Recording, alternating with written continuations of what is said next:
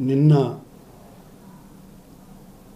పరమ పవిత్రమైన తిరుపతి నగరంలో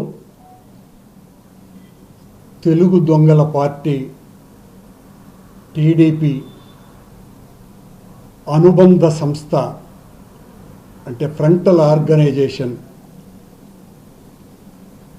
ఏ రకంగా అయితే మహిళా విభాగం, సాంస్కృతిక విభాగం, విద్యార్థి విభాగం, యువజన విభాగం ఉంటాయో అలాగా టీడీపీ పార్టీకి అనుబంధ సంస్థ అయిన సాధు పరిషత్ ఒక కార్యక్రమాన్ని నిర్వహించింది. టీడీపీ అనుబంధ సంస్థ సాధు పరిషత్.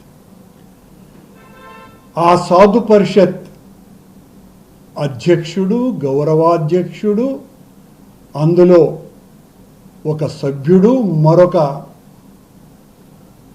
స్వామి పేరుతో చెప్పుకునేటువంటి వ్యక్తి శివానంద స్వామి, వీళ్ళంతా కలిసి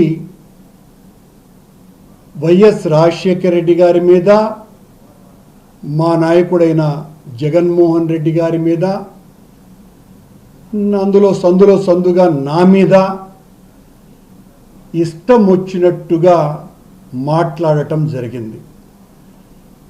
వీళ్ళు తెలుగుదేశం పార్టీ నాయకుల కంటే మరింత దిగజారి కాషాయ వస్త్రధారణ చేసుకొని పచ్చ పతాకాన్ని ఎత్తుకొని టీడీపీ జెండానెత్తుకొని నిన్న ఒక సమావేశము నిర్వహించినారు, ఒక ప్రదర్శన చేసినారు. 2 రోజుల క్రితం తిరుపతిలో జరిగినటువంటి